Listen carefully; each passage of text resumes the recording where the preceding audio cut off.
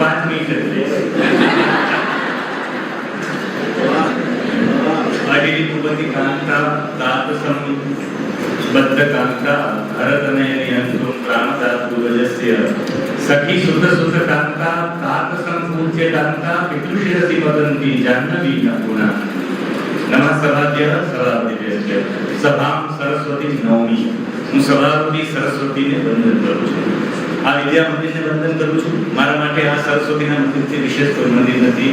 એના અર્ચક તરીકે વડસાઈડને બોલું છું કે અર્ચક છે રાજા સાહેબ સહિત આજના મુખ્ય વક્તા ધીરુભાઈ પુરોહિતને આપ સૌ કૃષ્ણ અનુરાગીઓને પ્રણામ કરું છું.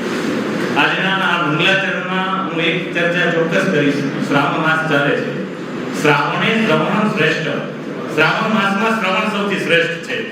અને ભગવાન કૃષ્ણ છે તો ભાવગ્રાહી જનાર્દન, એ તો ભાવને ગ્રહણ કરે છે. આપણે ધીરુભાઈનો ભાવ ગ્રહણ કરવો જોઈએ. સંસ્કૃતમાં આ શ્લોક છે અહી એટલે સર્પ, એનો રીપુ એટલે શત્રુ. સર્પનો શત્રુ કોણ? તો કે ગરુ.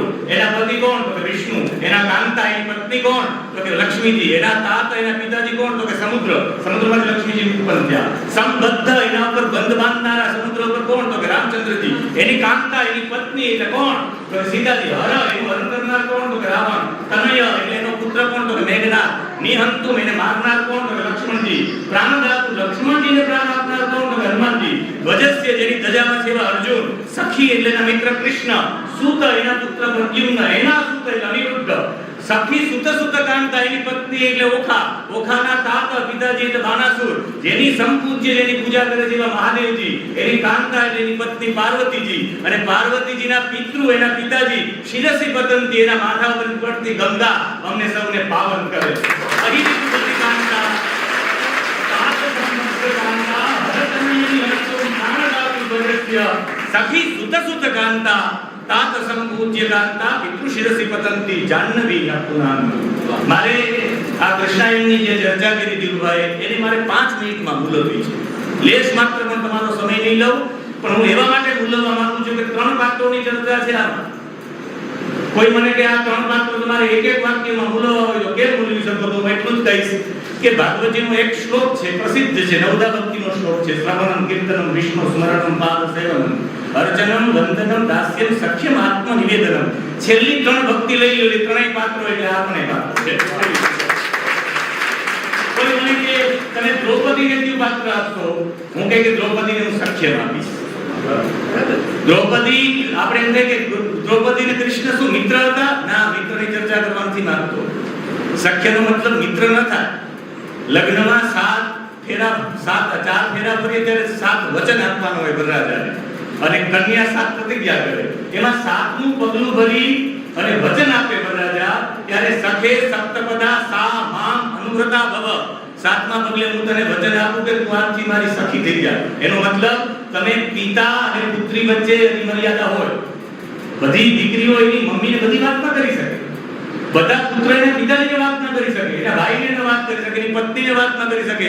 પણ મિત્ર પાસે માણસ કોઈ પણ જાતનો પડદો નથી રાખતા. આજથી હું તારી પાસે પડદો નહીં રાખું. એના પતિ વચન આપે કે આજ તારી પાસે હું કોઈ પડદો નહીં આપું, પડદો નહીં રાખવો, એનું નામ છે સખ્ય. ક્યારે દ્રૌપદીએ કૃષ્ણ પાસે પડદો નથી રાખ્યો ને કૃષ્ણે દ્રૌપદી પાસે પડદો નથી રાખ્યો. ક્યારે પડદો નહીં. એ સખ્ય નામની ભક્તિ જો કોઈમાં હોય તો ચોક્કસ હું કહી શકું કે દ્રૌપદીમાં છે. દ્રૌપદીનો અર્થ થાય ધ્રુવ એટલે વૃક્ષ, પદ એટલે સ્થાન. દ્રઢ પદવાળું સ્થાન એટલે દ્રુપદ કહેવાય. અને દ્રુપદસ્ય આપત્યમ એટલે દ્રૌપદી જે દ્રઢ સ્થાનવાળી છે. કેટલી દ્રઢ સ્થાનવાળી કે કૃષ્ણને પણ કહી દે કે કૃષ્ણ તારે જાવું તો જાજે સમાધાન કરવા માટે. કદાચ તું સમાધાન કરી આવીશ, મારા પતિઓ કદાચ યુદ્ધ નહીં કરે તો હું મારા દીકરાઓને મારા પિતાજીને સાથે લઈને યુદ્ધ થશે. આ છે પડદાની વાત. બાકી તો કે ના ના હવે જોઈશું, આપણે પછી આગળ જોશું. ના, કૃષ્ણને સ્પષ્ટ કીધું યુદ્ધ તો થશે. આ વાળ એમનેમ ખુલ્લા નથી રહેતા. કદાચ તમે મારા પતિ નહીં સ્વીકારો તો યુદ્ધ થશે. આ છે સખ્યમ. એને પછી બીજી વાત કરવા માંગુ છું રૂકમણીજી. રૂકમણીજીમાં જો કોઈ ભાવ હોય તો દાસ્ય છે. રૂકમણીજી મોટું દાસ્ય ભાવ કોઈમાં હતો જ નહીં. દાસ્ય ભાવ એને કહેવાય કે એના જે બોસ જેમ કે એમ કરવાનું. બોસ તમે ક્લાર્ક હોય ને તમને ચા લેવા માટે મોકલે તો હું ચા લેવા ન જાવ, એમ નહીં, બોસ જેમ કે એમ કરવાનું. એમ મારા પતિ શ્રી કૃષ્ણ જેમ કે એમ કરવાનું. એક વખત મજાકમાં ભાગવત એક વખત મજાક કરતા કરતા ભગવાને કહ્યું કે તમે મારી સાથે ખોટા જીવન કર્યા, કારણ કે તમે મારી સાથે વિવાહ કર્યો, હું તો તમને સમય નથી આપી શકતો લેશ માત્ર. આટલી બધી પત્નીઓ, એટલા બધા કાર્યો, અમને તો તમે શિશુપા સાથે લગ્ન કર્યા તો બરાબર, જાન આની બીજું તમારું અપહરણ કરી ગયો, આ તમારી મોટી ભૂલ નથી. હજી તમારે બદલવું હોય તો બદલી જાજો, લગ્ન કરવા તો કરી લેજો. ખાલી એવી ચર્ચા કરી કે રૂકમણીજી દેવા ભગવાને પાણી છાંટ્યું એના ઉપર. જ્યારે ભાનમાં આવ્યા ત્યારે રૂકમણીજી એક ગીત ગાયું, એને પાતિવ્રત્ય ગીત કહેવામાં આવે. ઠાકોરજીમાં છે લાંબી ચર્ચા, હું કરવાથી વાત કરું, હું એટલી વાત કરું કે એમણે કહ્યું કે ભગવાન, મેં આપને જે સેવા છે, જે દિવસે હું નાની હતી ત્યારે નારદજી આવી વખાણ કર્યા કે કૃષ્ણ આવા, કૃષ્ણ આવા, કૃષ્ણ આવા, કૃષ્ણ આવા, કનૈયા આવો, કનૈયો આવો. ત્યારે એ વાતો સાંભળતા તમને અંદરથી એટલી બધી શાંતિ મળી. શ્રુત્વા ગુણાન ભુવન સુંદર સોમવતાંતે નિકૃષ્ય કર્મ વિવરે હરકોંગતાપમ રૂપમ વૃષામ ઋષિમતા કિલાર્થલાભમ ત્વય્યચ્યુતા વિષમદીપ્તમ પત્રપમ. ને જે દિવસે મેં તમારી વાત સાંભળી ત્યારે હરતઃ અંગઃ તાપમ, મારા શરીરના અંગની અંગ એટલે શરીર, મારા શરીરના તાપ હળવા થઈ ગયા હતા. જેની વાતો સાંભળતા સાંભળતા પરમ શાંતિ મળી જાય ને, સમજી લેવાનું કે કોઈ સામાન્ય વ્યક્તિ નથી. એટલે આપણે લોકોએ જેની વાતો સાંભળતા સાંભળતા આપણે પરમ શાંતિનો અનુભવ થયો, એટલે આપણે રામ અને કૃષ્ણને ભગવાન માની લીધા છે. જેની વાતો સાંભળતા તમને પરમ શાંતિનો અનુભવ થાય એ સામાન્ય વ્યક્તિ જ ન હોય.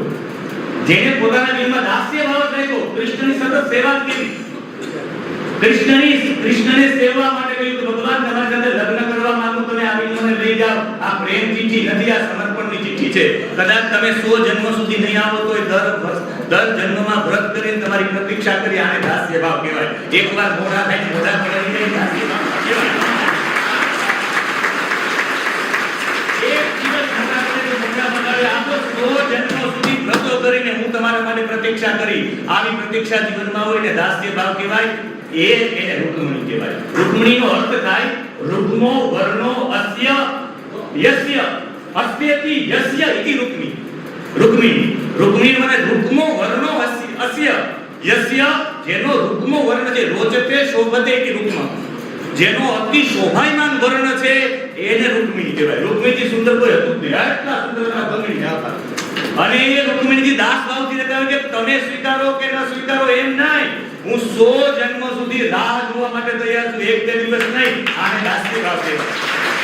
દાસ્ય ભાવથી કૃષ્ણને પ્રાપ્ત કરવા કે રૂકમિણીના પાત્રમાં પ્રવેશ કરવો પડે. તમારે જો દ્રૌપદી, તમારે સખ્ય ભાવથી કૃષ્ણને પ્રાપ્ત કરવા હોય તમારે દ્રૌપદીના પાત્રમાં પ્રવેશ કરવો પડે. છેલ્લે રાધા માટે એટલું જ કહીશ કે આત્મનિવેદન. રાધાથી મોટું આત્મનિવેદન તો છે. મને હમણાં એક દીકરીએ મને પ્રશ્ન પૂછ્યો હતો, અને સોરી મને માફ કરજો, આજે ઓઝાભાઈ જે 100% મહાન છે, સારું પુસ્તક લઈ, પણ વ્યાસથી ઉપર કોઈ નથી. વ્યાસો સિસ્ટમ જગત સર્વ વ્યાસથી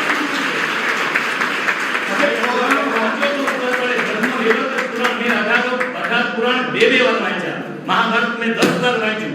અને હું આપ સૌ લોકોને પણ કહી દઉં છું કે મેં છેલ્લા 16 વર્ષથી મારા જીવનનો નિયમ છે, તબ તક રહું મેં વિદ્યાર્થી જબ તક ઉઠે ના મેરી અર્થી. ત્યાં સુધી હું વિદ્યાર્થી મારા લગ્નના દિવસે, જે દિવસે મારા લગ્ન હતા રાત્રિના સમયમાં હતા, તો પણ રાત્રિના સમયે લગ્ન પછી મારા ઘર ઉપર આવ્યો પછી પણ મેં 2 કલાક વાંચીને સૂતો. મારા જીવનનો નિયમ છે, રોજ 2 કલાક વાંચીને. અને આપ સૌ લોકોને આનંદ થશે. હું અહીંયાથી આ કાર્યક્રમ પૂરો કરી મારા ગામનો એક કાર્યક્રમ પાછો ઉતરી જાય. મારા ગામનો કાર્યક્રમ પૂરો કરીને હું રાજાપુર જઈશ, જ્યાં તુલસીદાસજીનું જન્મસ્થાન છે, અને પૂજ્ય મોરારી બાપુ દ્વારા મને વ્યાસ એવોર્ડ મળે છે. વ્યાસ એવોર્ડ માટે હું જઈશ. મને એવું થાય કે વ્યાસ એવોર્ડ લેવા જાવ ને ત્યાં કઈ બોલું એ પેલા શ્રવણમ શ્રેષ્ઠ અને જે બધા પૂરા હોય એટલે આગળ જ હોય, બધાનું હિત કરવું, જેના જીવનમાં આગળ હોય એને પુરોહિત કહેવાય. એટલે એવા અને ધીરુભાઈ છે, નામ ધીરુ છે તો વાતો પણ ધીરી ધીરી હોય, એમાં તાલી પડવાની જરૂર નથી એટલે એટલું પૂરું થાય. ધીરુ હોય તો એ તો મારામારી કે પૂરું એક થાય. ધીમે ધીમે ધીરું થતા દુનિયા કરેલો મુઠ્ઠીમાં એક ધીરુભાઈ ધીમે ધીમે બધું કરી લીધું. કોકિલાબેનને ત્યાં મેં કથા કહી, કોકિલાબેન મને કહ્યું કે મહાદેવભાઈ શરૂઆતમાં અમારું બધું ધીરું ધીરું ચાલતું, પણ આના જીવનનો એક સંકલ્પ હતો કે હજારો લોકોને રોજી રોટી મળે, ઘણા લોકો આપણા કારણે જીવવા જોઈએ. અને ખરા અત્યારે એ સાબિત છે. તમે કેવો સંકલ્પ લઈને જાઓ છો. રાધાનો અર્થ કરવાની ઈચ્છા છે રાધનોતી સાધયતી સકલાન કામાન ઇતિ રાધા. જે બધાના કામોને ત્વત સુખે સુખીત્વમ, તારા સુખમાં મારું સુખ છે, મારા સુખ માટે વિચાર જ નહીં કરવો એવું પાત્રનું નામ છે રાધા. મને એક દીકરીએ મને પ્રશ્ન પૂછ્યો કે મહાદેવભાઈ રાધાનું પાત્ર કાલ્પનિક છે? અરે કાલ્પનિક કેવું કાલ્પનિક? ઐતિહાસિક છે. રાધા ઐતિહાસિક છે, કૃષ્ણ ઐતિહાસિક છે. હું તમને સિદ્ધ કરી આપું. રાધાજી કાલ્પનિક નથી. એના મામાનું નામ યાદ છે, નાનાનું નામ યાદ છે, નાનીનું નામ યાદ છે, દાદાનું નામ યાદ છે, દાદીનું નામ યાદ છે, માતાનું નામ યાદ છે, પિતાનું નામ યાદ છે. આજે એના ઘર છે. રાધાજી કોઈ કાલ્પનિક નથી. કેવું બની શકે કે જેને એટલો બધો સ્નેહ કરતો નથી 100 વર્ષ અલગ રહી શકાય? તો રહી શકાય. રાધાજીની વિશેષતા એક જ વાતની વાત કરી મારી વાની વિનંતી, તમે તાલી પાડો એટલે હું બેસી જાય. વિદ્યાર્થી કહેવાય. હું પણ કોલેજમાં હું પણ લેક્ચરર તરીકે રહ્યો છું. એટલે મેં પણ અધ્યાપક તરીકે ભણાવ્યું છે. મને ખબર છે કે વિદ્યાર્થીના ચાલે ન ચડાય. એક વાર તાલી પડે સમજી જ જવાય. વાત કરી હતી તમારી તાલી પડે એ પહેલા હું મારી સીટને વાલી કરી લઉં. સમજ્યા? એટલે એક જ વાક્યમાં મારે રાધાજી વિશે કહ્યું છે. એમને કહ્યું રાધાજી કાલ્પનિક પાત્ર છે કે ઐતિહાસિક પાત્ર છે? ઐતિહાસિક પાત્ર છે. કે તમે કેવી રીતે કહી શકો 100 વર્ષ સુધી કૃષ્ણથી અલગ રહી શકાય? જે એટલો બધો પ્રેમ કરતા હોય. મેં કીધું બીજું કંઈ કહેવા નથી માંગતો, પણ રાધાજીમાં એક વિશેષ ગુણ હતો. રાધાજી જ્યારે કૃષ્ણ સાથે બાળપણમાં રમતા હતા ત્યારે એને કૃષ્ણની અંદરની રહેલી ઉર્જાને જોઈ લીધી કે આ ઉર્જાને વિશ્વવ્યાપક બનાવવી પડશે.